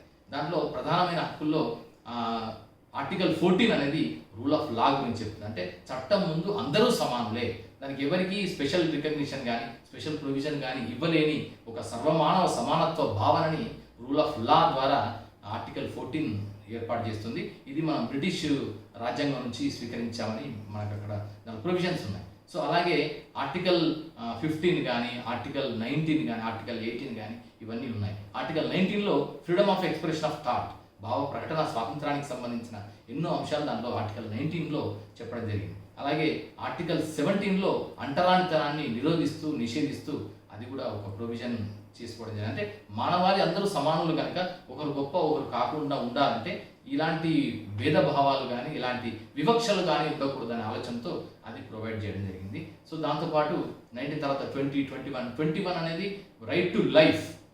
ప్రతి మనిషికి, భారతదేశంలో ప్రతి మనిషికి, భారతీయుడికి, భారతీయ పౌరుడికి జీవించే హక్కును ఒక ప్రాథమిక హక్కుగా ఇస్తున్నటువంటి అద్భుతమైన ప్రొవిజన్ అది. అలాగే 22 నుంచి అలాగే మత స్వాతంత్రపు హక్కులు కూడా మనకున్న ఏ వ్యక్తి అయినా ఎలాంటి మతాన్నైనా స్వీకరించగలిగే హక్కు, ఆ మత ప్రచారం కోసం పాటుపడే హక్కు, ఆ మతానికి సంబంధించిన వ్యవస్థలని, విద్యా సంస్థలని రూపొందించే హక్కు కూడా అక్కడ అందులో ప్రొవైడ్ చేయడం జరిగింది. సో ఇవి హక్కులు ఏర్పాటు చేసినంత మాత్రాన ఇదొకటి. దీనిపైన వేరు సందర్భాల్లో వేరు కోర్టు కేసులు దీన్ని ధిక్కరిస్తూ, దీన్ని కాంటెంప్ట్ చేస్తూ, అలాగే దీన్ని ప్రశ్నిస్తూ కూడా వేరు కోర్టులు వేరు సందర్భాల్లో భారత రాజ్యాంగ ధర్మాసనాలు సుప్రీంకోర్టు నుంచి, హైకోర్టు నుంచి కూడా డివిజన్ బెంచ్లు, రాజ్యాంగ ధర్మాసనాలు కూడా వేరు వేరు ఇంటర్ప్రిటేషన్స్ చేయడం జరిగింది. ఇవన్నీ కూడా మనకు ఈ ఫండమెంటల్ రైట్స్ చదువుతున్న సందర్భంలో ఆ కేస్ స్టడీస్ని కూడా అధ్యయనం చేయడం అవసరం. ఆ కేస్ స్టడీస్లో ఏవేవి ఏ కేస్ స్టడీస్ ఆ దాంట్లో ఉండే ఆత్మని, ఆ ప్రాథమిక హక్కుల్లో ఉండే ఆత్మని స్ట్రెంథెన్ చేశాయి, లేదా నిర్వీర్యం చేశాయి, లేదా దాన్ని కొత్తగా రీడిఫైన్ చేశాయి అనే విషయాలన్నీ మనం తెలుసుకోవడానికి ఆ కేస్ లాస్ని కూడా తెలుసుకోవడం అనేది అవసరం. సో ఇది ఫండమెంటల్ రైట్స్. తర్వాత directive principles of state policy 36 నుంచి 51 వరకు మనకు కనిపిస్తుంది. So directive principles of state policy అనేది భారతదేశానికి, భారత ప్రభుత్వానికి, భారత యంత్రాంగానికి అంతటికి భారతదేశంలో ఏం చేయాలి, భవిష్యత్తులో ఏ వెలుగుల కోసం పనిచేయాలి అనడానికి సూచించే ఒక మార్గదర్శకాలు ఇవన్నీ. దాంట్లోనే చెప్పాం యూనిఫామ్ సివిల్ కోడ్ కావాలని ఒకటి, అలాగే భారతదేశంలో ప్రతి ఒక్కరికి ఫ్రీ కంపల్సరీ ఎడ్యుకేషన్ ఇవ్వాలనేది ఒకటి, ఆర్టికల్ 45 అనే దాని ద్వారా భారతదేశంలో భారతీయులందరికీ 10 ఏళ్ళు దాటిన ప్రతి ఒక్కరికి, అంటే 14 ఏళ్ళ లోపు ప్రతి బాలబాలికలందరికీ యూనివర్సల్గా అందరికీ ఎడ్యుకేషన్ ఇవ్వాలి, ఫ్రీగా ఉచిత నిర్బంధ ప్రాథమిక విద్యను అందించాలనేటువంటి ఒక లక్ష్యాన్ని కూడా దానిలో చేయడం జరిగింది. దాన్ని అనుసరించే మనకు రైట్ టు ఎడ్యుకేషన్ యాక్ట్ని రూపొందించారు. సో దాన్ని అనుసరించే విద్య అనే అంశం భారత ప్రభుత్వంలో, భారతదేశంలో ఉండే అన్ని రాష్ట్రాల ప్రాథమిక అంశాల్లో, ప్రాథమ్యాలలో, ప్రయారిటీస్లో విద్యా ప్రొవిజన్ అనేది, విద్యని ఇవ్వడం అనేది, స్కూల్స్ స్థాపించడం అనేది, దానికి సంబంధించి సిలబస్ని తయారు చేయడము, పాఠశాలని ఏర్పాటు చేయడము, టీచర్స్ని రిక్రూట్ చేయడం, ఇవంతా కూడా దాని వెనుక ముడిపడి ఉన్న అంశాలు. ఆ ఒక్క లక్ష్యాన్ని నెరవేర్చడం కోసం ఇంత పెద్ద యంత్రాంగం, ఇవన్నీ వ్యవస్థలు కూడా రూపొందించడం జరిగింది. సో దాంతోపాటు యూనివర్సిటీస్, దాంతోపాటు డిగ్రీ కాలేజెస్, జూనియర్ కాలేజెస్, అలాగే స్కిల్ డెవలప్మెంట్కి సంబంధించినటువంటి EAMCET, engineering colleges, medical colleges, ఇలాంటి ఎన్నో వ్యవస్థల ఏర్పాటుకి మూలం ఎక్కడుందంటే విద్య అనే దాన్ని భారతీయులందరికీ సమకూర్చాలనే ఒకే ఒక లక్ష్యం నిర్దేశించబడిన దాంట్లోనే ఇమిడి ఉంది, దాంట్లో అంతర్గర్భితంగా ఇమిడి ఉన్న అంశం ఇదంతా. సో అలాగే ఇంకా ఎన్నో చాలా ప్రొవిజన్స్ ఉన్నాయి. ఆ ప్రొవిజన్స్ అన్నీ కూడా భారతదేశము, భారత ప్రభుత్వము, రాష్ట్ర ప్రభుత్వాలు నిర్వర్తించాల్సిన బాధ్యతల గురించి తెలియజేసేవి. సో దాంతోపాటు మరి ఇక్కడ బాగుంది, ప్రాథమిక హక్కులు ఇచ్చాము ప్రతి పౌరుడికి, భారత ప్రభుత్వానికి కూడా ఏం చేయాలో నిర్దేశించాము, బాగుంది. మరి భారతీయ పౌరుడుగా ఆయన చేయాల్సిన బాధ్యతలు ఏంటి, సో దీన్ని భారత పౌరుడిగా బాధ్యతలు ఏంటి, విధులు ఏంటో చెప్పడానికి 1976లో 42nd అమెండ్మెంట్ ద్వారా 51A ఆర్టికల్లో ప్రాథమిక విధులు అనే ఒక జాబితాని కూడా తయారు చేసి దాంట్లో భారత రాజ్యాంగంలో ఏర్పాటు చేయడం జరిగింది. సో ఏంటంటే ఇక్కడ ఇదంతా ఒక బాధ్యతాయుతమైన ప్రజాస్వామ్యం, ఒక రెస్పాన్సిబుల్ కలెక్టివ్ డెమోక్రటిక్ సెటప్ భారతదేశంలో ఏర్పాటు చేయాలంటే కేవలం హక్కుల గురించి పోరాటమే కాదు, బాధ్యతల గురించి అవగాహన కలిగి ఉండి జాగరూకతతో వ్యవహరించడం అవసరమని భావించారు కనుక ఆ బాధ్యతల్ని కూడా హైలైట్ చేస్తూ అక్కడ ఏర్పాటు చేయడం జరిగింది. సో తర్వాత మనకు కనిపించేది యూనియన్ గవర్నమెంట్. యూనియన్ గవర్నమెంట్లో మనకి ఏమేమి కనిపిస్తుంది అంటే కేంద్ర ప్రభుత్వం అనే అంశంలో లోక్సభ, రాజ్యసభ, రాష్ట్రపతి, ఉపరాష్ట్రపతి, ఈ యంత్రాంగం అంతా కనిపించేది మనకు యూనియన్ గవర్నమెంట్. యూనియన్ గవర్నమెంట్ అనే దాంట్లో ప్రధానమంత్రి అంటే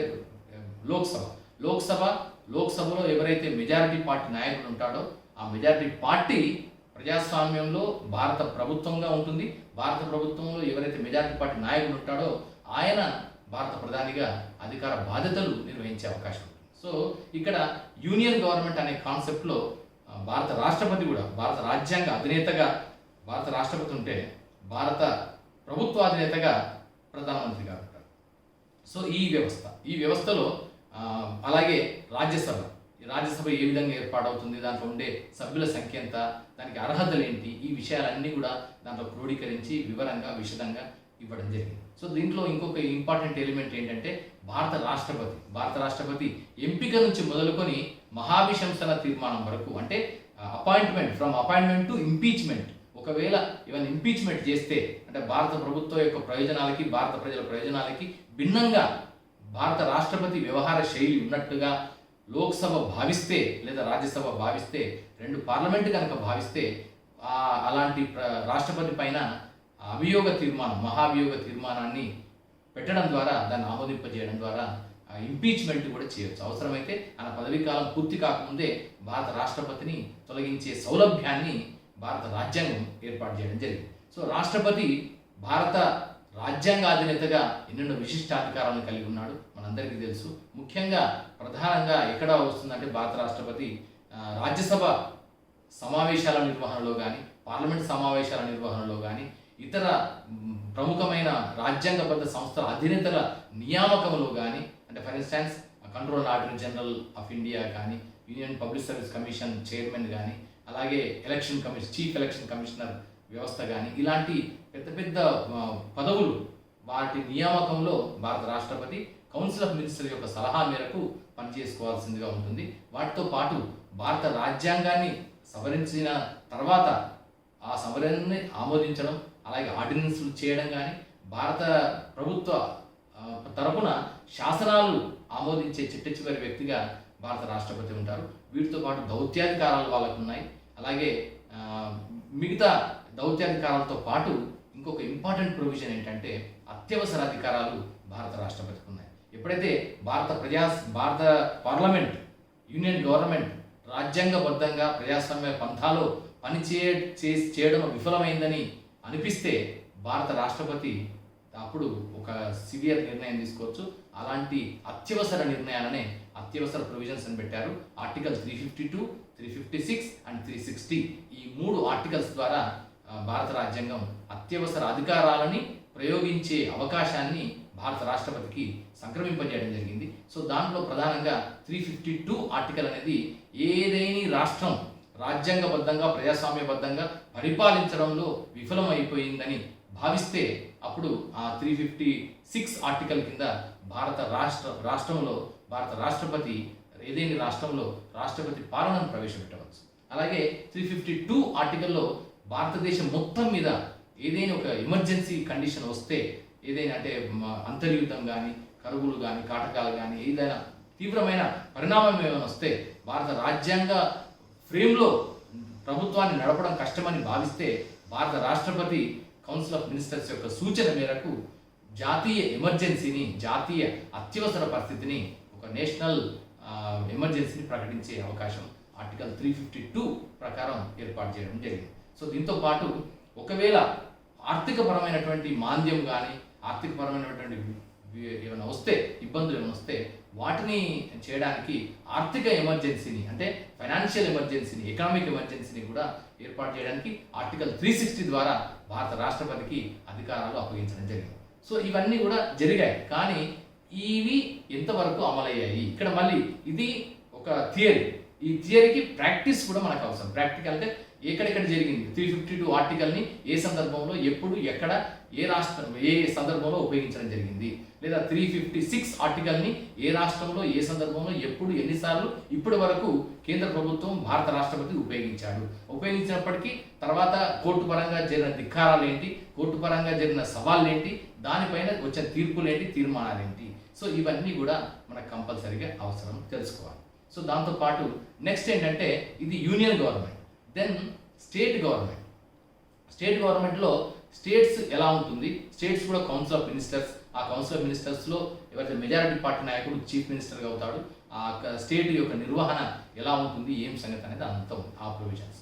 సో వీటితో పాటు ఆర్టికల్ 243 నుంచి కొన్ని ప్రొవిజన్స్లో 73rd amendment and 74th amendment ద్వారా లోకల్ బాడీస్ వ్యవస్థ అనేది కూడా, పంచాయతీరాజ్ వ్యవస్థ అనేది కూడా స్ట్రెంథన్ చేయడం జరిగింది. ఇక్కడ మనం గమనించాల్సిన విషయం ఏంటంటే పంచాయతీరాజ్ వ్యవస్థ ఏర్పాటు అనేది ఒక గొప్ప చారిత్రక పరిణామం. సో అది కూడా, దాని గురించిన డీటెయిల్స్ అన్ని కూడా తెలుసుకోవడం మనకు కంపల్సరీ అవసరం. ఎలా అంటే చూస్తే మనం పంచాయతీరాజ్ వ్యవస్థ యొక్క ప్రధాన లక్ష్యం ఏంటంటే గ్రామాల స్వయం పోషకత్వం, గ్రామాల స్వయం పాలన, గ్రామాల స్వయం సమృద్ధి అనేది ఈ 3 ప్రధాన లక్ష్యాలు. సో ఈ ప్రధాన లక్ష్యాలకి మెయిన్ యూనిట్ ఏంటి, డెవలప్మెంటల్ యూనిట్ ఏంటంటే గ్రామము ఈజ్ ద యూనిట్. సో ఈ గ్రామం ఆధారంగా అభివృద్ధి నమూనా అనేది భారతదేశంలో మొట్టమొదటిసారిగా చేసింది చరిత్రలో చోళ సామ్రాజ్యంలో ఈ గ్రామాన్నే యూనిట్గా, గ్రామాలు స్వయం పోషక గ్రామాలు అనే వ్యవస్థని చోళ సామ్రాజ్యంలో చోళ చక్రవర్తులు మొదటిసారిగా దాన్ని అమలు చేయడం జరిగింది. ఆ తర్వాత ఎన్నెన్నో మార్పులు చేయడం జరిగింది. ఆ మార్పుల్లోంచి ఒక అనుభవం, ఒక జ్ఞానం ఏంటంటే 1950లో జరిగింది. 1950లో ఒక గొప్ప విషయం ఏంటంటే భారత రాజ్యాంగం అమల్లోకి వచ్చిన తర్వాత భారతదేశానికి ఒక అభివృద్ధి నమూనా కావాలి, భారతదేశాన్ని అభివృద్ధి పరచాలి.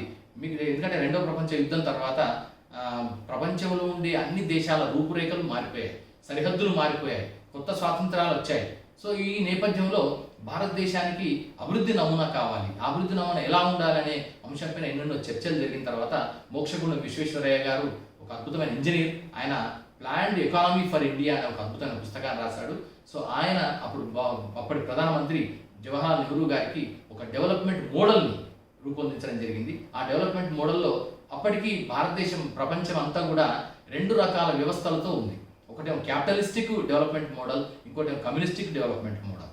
ఒకటేమో అంటే అందరూ ప్రభుత్వమే అన్ని బాధ్యతలు తీసుకొని ప్రజలకు కావాల్సిన అన్ని సౌకర్యాలను సమకూర్చడం ద్వారా అభివృద్ధిని సాధించడం అనే ఒక నమూనా ఉంటే, మరొక నమూనా క్యాపిటలిస్ట్ నమూనా ప్రజలందరికీ ఫ్రీడమ్ ఇచ్చేసి వారు ఎదగడానికి కావాల్సిన అన్ని సౌకర్యాలను ప్రభుత్వం ఇచ్చేసి ప్రతి ఒక ఇన్వెస్ట్మెంట్ ద్వారా పెట్టుబడిదారి విధానాన్ని, ఒక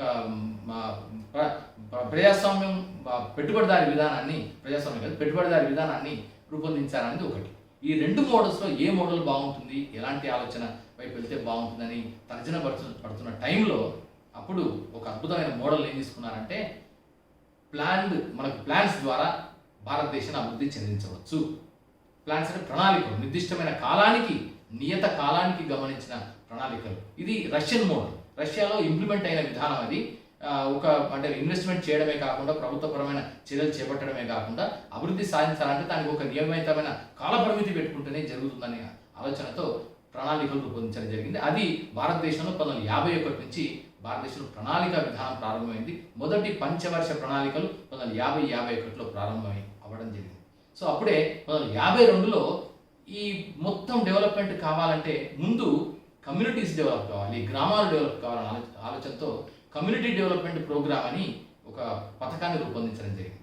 ఆ కమ్యూనిటీ డెవలప్మెంట్ ప్రోగ్రాము 1952లో ప్రారంభమైనప్పటికీ 1956 వరకు కూడా అది ఆశించిన ఫలితాలు రాలేదనే విషయాన్ని గమనించారు. చూస్తారు కనుక ఒకసారి రివ్యూ చేస్తారు కనుక సింహావలోకనం చేసినప్పుడు రాలేదు. దాంతో ఇది ఏ విధంగా భారత ప్రభుత్వం చేస్తున్న సంకల్పం ప్రజల్లోకి వెళ్ళాలంటే, ప్రజల అభివృద్ధి సాధించాలంటే, ప్రజలు స్వయం సమృద్ధులు కావాలంటే, ప్రజల్లో శక్మతలు, పొటెన్షియాలిటీస్, స్కిల్స్ డెవలప్ కావాలంటే, ఎకానమీ డెవలప్ కావాలంటే ఏం చేయాలని ఆలోచించినప్పుడు అప్పుడు గ్రామాన్ని యూనిట్గా మన డెవలప్మెంటల్ మోడల్ అంతా నిర్మిస్తే బాగుంటుంది అనే ఆలోచన వచ్చింది. ఆ ఆలోచనని దాన్ని అధ్యయనం చేయడానికి బల్వంత్ రాయ్ మెహతా అనే ఒక నిపుణుడిని నియమించి ఆ బల్వంత్ రాయ్ మెహతా కమిటీ సూచించిన సూచనల మేరకు 1959 అక్టోబర్ 2 రోజు మొట్టమొదటిసారిగా భారతదేశంలో పంచాయతీరాజ్ వ్యవస్థ, గ్రామమే యూనిట్గా, గ్రామ ప్రజలే భాగస్వాములుగా, గ్రామ ప్రజాస్వామ్యాన్ని, గ్రామం అభివృద్ధిలో భాగమయ్యే విధంగా ఆ పంచాయతీరాజ్ వ్యవస్థని అమల్లోకి తీసుకురావడం జరిగింది. దాంతోనే గ్రామంలో సర్పంచ్ వ్యవస్థ, అలాగే బ్లాక్ అంటే తాలూకా వ్యవస్థ, అలాగే జిల్లా వ్యవస్థ, జిల్లా పరిషత్ వ్యవస్థ.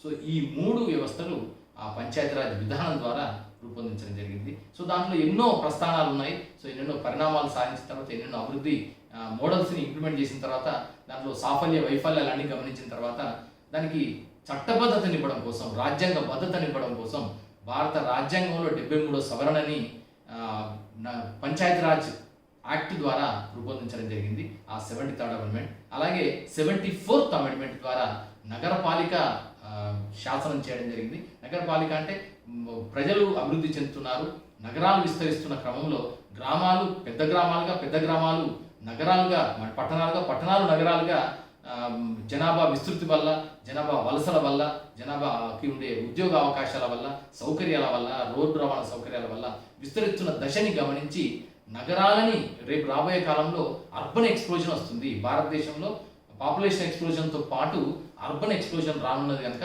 ఈ అర్బన్ ఏరియాస్ అన్నిటిని రెగ్యులేట్ చేయాలంటే నగర ప్రజలే భాగస్వాములుగా ఉండే ఒక ప్రజాస్వామ్య వ్యవస్థ కావాలి.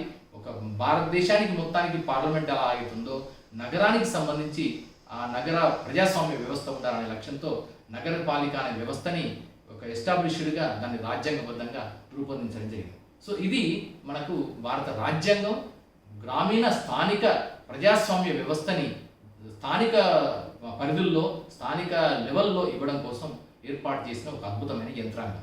సో దీంతో పాటు భారత రాజ్యాంగ సంస్థలు ఉన్నాయి. సో ప్రధానంగా మనం చూస్తే ఆర్టికల్ 148 నుంచి 151 వరకు controller and auditor general of India అని. సో వారందరూ భారతదేశం చేస్తున్న ప్రతి ఆర్థిక వ్యయాన్ని రెగ్యులేట్ చేయడం, సూచించడం, దాన్ని మొత్తం దానిలో ఏమేమి తప్పులు జరిగాయి, ఏం పొరపాటు జరిగాయి అనేది ఎవ్రీ ఇయర్ నివేదిక ద్వారా అందించడం అనేది వారి యొక్క బాధ్యత. Watchdog to the exchequer of Indian government. భారతీయ ప్రభుత్వానికి, భారతీయ ప్రభుత్వ ఖజానాకి, ఎక్స్చెకర్కి ఒక వాచ్ డాగ్ లాగా ఉండే వ్యవస్థ ఆర్టికల్ 148 to 151 ద్వారా భారత రాజ్యాంగం control and auditor general of India అనే పదవిని సృష్టించి అది ఏర్పాటు చేయడం జరిగింది. అలాగే భారతదేశం ప్రజాస్వామ్య దేశం అయితే ఆ ప్రజాస్వామ్యానికి ఊపిరి, పునాది అన్ని ఎన్నికలే. సో ఎన్నికల ద్వారా మాత్రమే ప్రజాస్వామ్యాన్ని బతికించుకోగలుగుతాం కనుక, ప్రజాస్వామ్య ప్రాతినిధ్యం వస్తుంది కనుక ఎన్నికల వ్యవస్థ ఫ్రీ అండ్ ఫెయిర్గా, ఎలాంటి పొలిటికల్ ఇంప్లికేషన్స్ కానీ ఇన్ఫ్లుయెన్స్ కానీ లేని ఒక స్వతంత్రమైన, స్వచ్ఛమైన, పూర్తి బాధ్యతాయుతమైన, అధికారయుతమైనటువంటి ఎన్నికల యంత్రాంగ వ్యవస్థ ఉండాలనే లక్ష్యంతో ఆర్టికల్ 321 to 324 ద్వారా ఎన్నికల చీఫ్ ఎలక్షన్ కమిషన్ని, ఎన్నికల సంఘాన్ని, ఎలక్షన్ కమిషన్ని ఏర్పాటు చేయడం జరిగింది. సో ఇది కూడా భారత రాజ్యాంగం ఏర్పాటు చేసిన ఒక స్వతంత్ర వ్యవస్థ. సో వీటితో పాటు ఇంటర్ స్టేట్ కౌన్సిల్ అనేది కూడా భారతదేశం ఎన్నెన్నో రాష్ట్రాలు, దాదాపు ఇప్పుడు 28 రాష్ట్రాల సంఘం, అలాగే 7 కేంద్రపాలిత ప్రాంతాలు కూడా ఉన్నాయి. సో ఇవన్నిటి మధ్య సమన్వయం జరగాలి. వీటన్నిటి మధ్య ఎన్నెన్నో వివాదాలు ఉన్నాయి. సరిహద్దు వివాదాల నుంచి మొదలుకొని నదీ జలాల పంపకం విషయంలో కూడా వివాదాలు ఉన్నాయి. అలాగే పరిశ్రమల విభజనకు సంబంధించిన వివాదాలు ఉన్నాయి. ఈ వివాదాలన్నింటినీ, అంటే ఉమ్మడి ఆస్తులకు, ఉమ్మడి వనరులకు సంబంధించిన అంశాల్లో ఉండే వివాదాలను పరిష్కరించడం కోసం ఆర్టికల్ 263 ద్వారా ఇంటర్ స్టేట్ కౌన్సిల్ అనే వ్యవస్థని కూడా ఏర్పాటు చేయడం జరిగింది. సో ఇంటర్ స్టేట్ కౌన్సిల్ అంటాం, కానీ అనధికారికంగా నేషనల్ డెవలప్మెంట్ కౌన్సిల్ అని భారతదేశంలో అది అమల్లోకి వచ్చింది. జాతీయ అభివృద్ధి మండలి, దీంట్లో భారతదేశంలోని అన్ని రాష్ట్రాలు దానిలో సభ్యులుగా ఉంటాయి. ముఖ్యమంత్రులు దానికి ప్రాతినిధ్యం వహిస్తారు. వారు ప్రతి సంవత్సరం ఆయా రాష్ట్రాలకు సంబంధించిన అభివృద్ధిని, కేంద్ర ప్రభుత్వం నుంచి వస్తున్నటువంటి నిధులని డిమాండ్ చేయడానికి, నిధులని అభ్యర్థించడానికి అదొక వేదికగా ఉంటూ వస్తుంది. అదొకటి. దాంతోపాటు ఫైనాన్స్ కమిషన్, అంటే కేంద్ర ఆర్థిక సంఘం, ఆర్టికల్ 280 దీని ద్వారా కేంద్ర ఆర్థిక సంఘాన్ని ఏర్పాటు చేయడం జరిగింది. భారతదేశానికి వచ్చే మొత్తం ఆదాయాన్ని వివిధ రాష్ట్రాలకి ఏ రేషియోలో, ఏ పద్ధతిలో, ఏ విధానంలో ఆ నిధులన్నీ కేటాయించడం ద్వారా, గ్రాంట్స్ని పంచడం ద్వారా సర్వతోముఖ వికాసానికి దోహదపడుతుంది అనేది నిర్ధారించే ఒక వ్యవస్థ భారత రాజ్యాంగ వ్యవస్థ. రాజ్యాంగం రూపొందించిన వ్యవస్థ ఆర్థిక సంఘం. సో 280 ఆర్టికల్ ద్వారా ఇది రూపొందించడం జరిగింది. వారు ఎప్పటికప్పుడు 5 సంవత్సరాలకి సరిపడా అంచనాలను వేయడం ద్వారా వివిధ రాష్ట్రాలకి కోటాను అనుసరించి, అక్కడ పాపులేషన్ అనుసరించి, అలాగే అక్కడ అభివృద్ధి జరుగుతున్న తీరును అనుసరించి, వాటి యొక్క ప్రపోజల్స్ని, ప్రాజెక్ట్స్ అనుసరించి ఆ కేటాయింపులు జరుగుతూ వస్తున్నాయి. సో ఇది 280 ఆర్టికల్ ద్వారా భారత ఆర్థిక వ్యవస్థను కూడా రూపొందించడం జరిగింది. సో ఇలా భారత రాజ్యాంగానికి సంబంధించి ఒకటి. ఇంకొకటి 368 ఆర్టికల్ ద్వారా భారత రాజ్యాంగాన్ని సవరించే విధానం. సో ఈ సవరించే విధానానికి సంబంధించి మనం ఇంతకుముందే అనుకున్నాం, దక్షిణాఫ్రికా రాజ్యాంగం నుంచి ఈ సవరణ విధానాన్ని స్వీకరించామని చెప్పాం. కొన్ని విషయాలలో, అంటే ఫ్లెక్సిబిలిటీ, రిజిడిటీ అనేది భారత రాజ్యాంగం యొక్క ఇంప్లిమెంటేషన్ సూత్రం. సో అంటే దాని దృష్టిలో ఇక్కడ కూడా కొన్ని రాజ్యాంగ సవరణలు చేయడానికి సాధారణ మెజారిటీతో పార్లమెంట్ ఆమోదిస్తే సరిపోతుంది. కొన్నింటికి మాత్రం పార్లమెంటు 2/2 మెజారిటీ, అంటే లోక్సభ, రాజ్యసభ 2/3 మెజారిటీతో ఆమోదించాలి అనేది కొన్ని రాజ్యాంగ ప్రొవిజన్స్.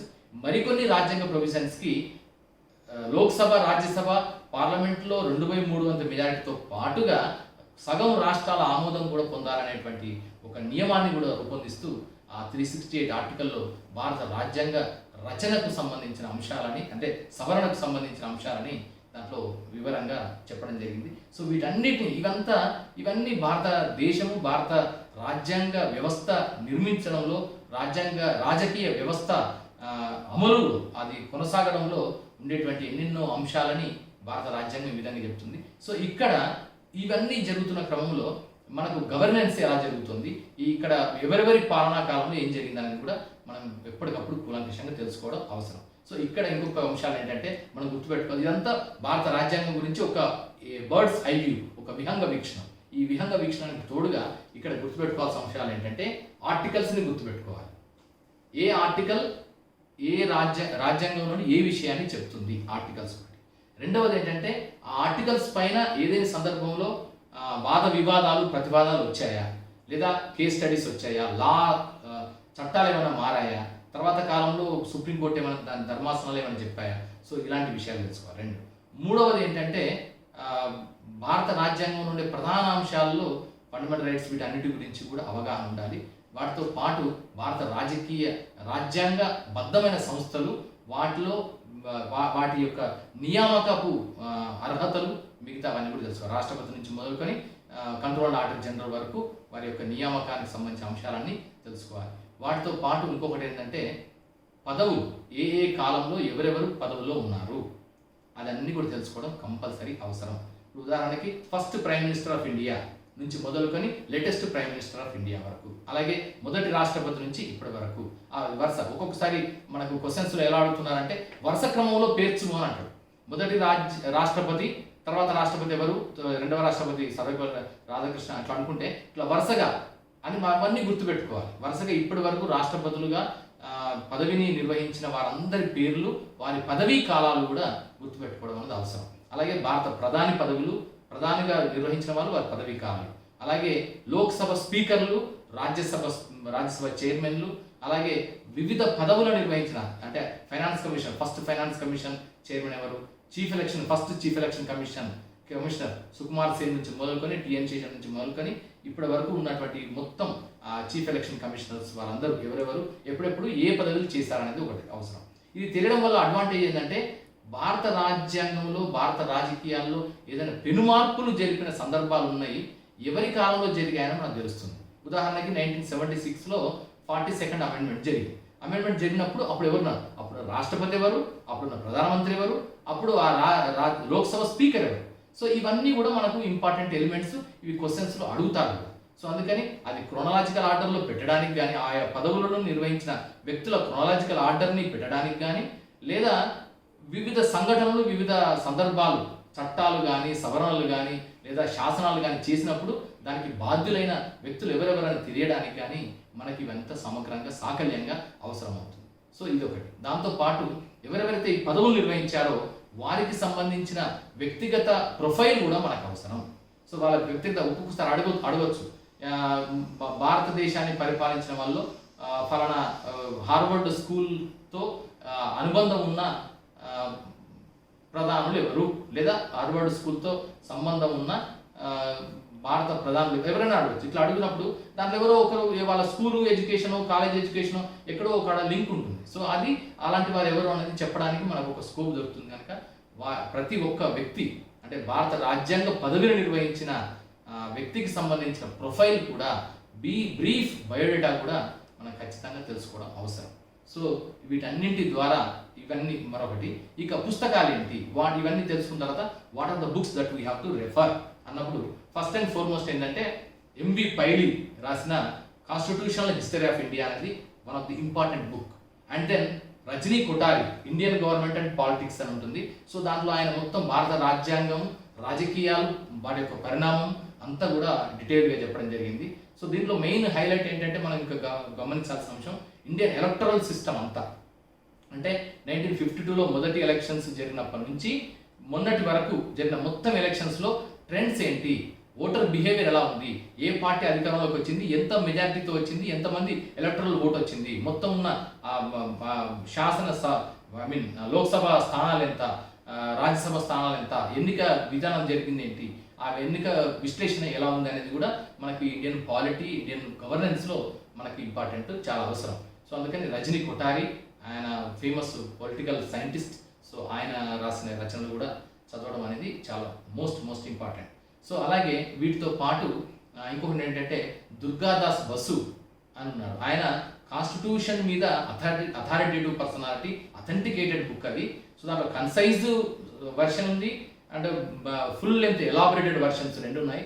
కన్సైజ్ వర్షన్ కేవలం కాన్స్టిట్యూషన్ ఉండే ఏ ప్రొవిజన్ ఏం చెప్తుంది అనే విషయాలను చెబుతూ చిన్నగా అక్కడక్కడ ఆ అంశం అంటే ఆ ఆర్టికల్కి సంబంధించి కొంచెం డీటెయిల్స్ మాత్రం ఇస్తుంది. కానీ ఎలాబరేటెడ్ వర్షన్లో మాత్రం కేసు లాస్ ఉంటాయి, చట్టాలకు సంబంధించి ఇతర హైకోర్టులో కానీ సుప్రీంకోర్టులో కానీ దాని మీద వాద వివాదాలు ప్రతివాదాలు ఏమొచ్చాయి, లేదా దానికి సంబంధించి సవరణలు ఏమొచ్చాయనే విషయాలన్నీ కూడా ఒక కూలంకషంగా సీక్వెన్షియల్ ఆర్డర్లో, క్రొనాలజికల్ ఆర్డర్లో ఒక ప్రతి ఆర్టికల్కి సంబంధించి, ప్రతి ప్రొవిజన్కి సంబంధించి, రాజ్యాంగ ప్రొవిజన్ సంబంధించి డీటెయిల్డ్ నోట్ ఉంటుంది. సో అందుకని అది మీ ఓపిక, మీ సహనాన్ని బట్టి ఈ 2 రకాల పుస్తకాలు ఏ తీసుకున్నా బాగుంటుంది. సో ఇక వీటితో పాటు ఇంకొకటి ఏంటంటే ఇవన్నీ పుస్తకాలు, ఇంకా మిగతావి దీంతో పాటు ప్రీవియస్ టెస్ట్ పేపర్స్ని మనకు 20 ఏళ్ళ నుంచి దొరుకుతున్నాయి, మనం ముందే అనుకున్నాం. ఆ ప్రీవియస్ టెస్ట్ పేపర్స్ని మొత్తం తీసుకొని వాటిని ఎప్పటికప్పుడు మనం సెల్ఫ్ స్టడీ, సెల్ఫ్ అసెస్మెంట్ చేసుకోవడం అనేది ఒకటి. తర్వాత మోడల్ టెస్ట్ పేపర్స్ కూడా తీసుకొని వాటిని టైం లిమిట్, టైం ఫ్రేమ్లో పెట్టుకొని చేసుకోవడం అనేది 2. సో వీటితో పాటు ఇంకొకటి ఏంటంటే whenever you are reading about constitution of India, first మీరు ఒక బేర్ యాక్ట్ అన్న పక్కకు పెట్టుకోండి. బేర్ యాక్ట్ అంటే కాన్స్టిట్యూషన్ ఆఫ్ ఇండియాకి సంబంధించిన బేర్ యాక్ట్ అంటే కేవలం ప్రొవిజన్సే ఉంటాయి. ఆర్టికల్ 1 ఏం చెప్తుంది, ఒకటే లైన్, సింగిల్ లైన్లో ఉండే అవి దొరుకుతాయి మనకు బయట. అవి మాత్రం కంపల్సరీగా రోజు తిరిగేసి ఎలా ఉండాలంటే ఏ ఆర్టికల్ ఏంటి అంటే ఇమ్మీడియట్గా చెప్పగలగాలి. ఏ ఫండమెంటల్ రైట్స్ అనేది ఎక్కడి నుంచి ఎక్కడి వరకు ఉంటుంది, ఫండమెంటల్ డ్యూటీస్ ఏ ఆర్టికల్లో ఉన్నాయి, లేదా ఇంటర్ స్టేట్ కౌన్సిల్ ఎక్కడ ఉంది, ఏ ఆర్టికల్ ప్రకారం చెప్పడం జరిగింది. సో ఇలా అన్నీ కూడా ప్రతి ఇంపార్టెంట్, ఇప్పుడు రాజ్యాంగ భాషలు ఉన్నాయి, వెరీ ఇంపార్టెంట్ ఆస్పెక్ట్ ఇది. 8th షెడ్యూల్లో మనకు 344 సెక్షన్స్లో అంటే ఆర్టికల్స్లో కనిపిస్తుంది. సో అది వెరీ వెరీ ఇంపార్టెంట్. భారత రాజ్యాంగం గుర్తించిన భాషలు ఎన్ని, ఆ భాషలు కూడా వాళ్ళు అడుగుతారు కనుక ఏ రాజ్యాంగపు బాగా షెడ్యూల్లో ఉందని కూడా అడుగుతారు. సో అందుకని ఇలాంటి విషయాలన్నీ కూడా ప్రతిదీ కూలంకషంగా తెలుసుకోవడం అవసరం. ఎంత ఎక్స్టెన్సివ్ రీడింగ్ ఉండాలో, extensive reading plus intensive approach కూడా ఉండాలి. సో అందుకని సమగ్రంగా, సంపూర్ణంగా, సాకల్యంగా తెలుసుకోవడం అవసరం. దీంతో పాటు ఇంకొకటి ఏంటంటే ఎప్పటికప్పుడు న్యూస్ పేపర్స్ని చదవడం ద్వారా ఇది అంతా మనకున్న నాలెడ్జ్ని ఎప్పటికీ అప్డేట్ చేసుకోవడం కూడా అవసరం. అంటే భారత రాజ్యాంగంలో, రాజకీయాలలో వస్తున్న లేటెస్ట్ పరిణామాలు, అంటే రాజ్యాంగపరమైన పరిణామాలు, మనకు కావాల్సింది ఈ పొలిటికల్ పార్టీ, ఆ పొలిటికల్ పార్టీకి సంబంధించిన విధానాలు మేనిఫెస్టోలో కంటే ఆ పొలిటికల్ పార్టీల నిర్ణయాల ద్వారా భారత రాజ్యాంగంలో ఏమైనా సంచలనాలు కలిగాయా, అది మనకి ఇంపార్టెంట్, అదే మనకు అవసరం. రాజకీయ పార్టీల విధానాలతో మనకు సంబంధం లేదు. రాజకీయ పార్టీల నిర్ణయాల వల్ల భారత రాజ్యాంగంలో వచ్చిన మార్పులు కానీ, దాంట్లో వచ్చినటువంటి చర్చలు కానీ అవి మనకు అవసరం. సో అందుకని ఈ contemporary affairs, current events related to constitution, polity, governance and constitutional institutions, so వీటన్నిటి గురించి కూడా ఎప్పటికప్పుడు అప్డేటెడ్గా ఉండాలి. మనకు తెలిసిన నాలెడ్జ్కి ఇవి ఎప్పటికప్పుడు జత చేసుకుంటూ, అప్డేట్ చేసుకుంటూ వెళ్ళాల్సిన అవసరం ఉంటుంది. వీటితో పాటు ఇక్కడ నేను బ్రాడర్గా మళ్ళీ ఒకసారి చెప్తున్నా, మొత్తం ఈ పార్ట్ జనరల్ స్టడీస్లోని ఇండియన్ పాలిటీ అండ్ గవర్నెన్స్ అనే పార్ట్లో 2 అంశాలు ప్రధానం. ఒకటి కంక్రీట్గా ఉండే కాన్స్టిట్యూషన్ ఆఫ్ ఇండియా, అంటే కాన్స్టిట్యూషన్ ఆఫ్ ఇండియా కంక్రీట్గా ఇక మీకు స్పెసిఫిక్గా కనిపించేది. దాంతోపాటు కాంకరెంట్గా ఉండే current affairs related to constitution of India, related to governance, related to the central government, state governments and different political agencies, different constitutional agencies.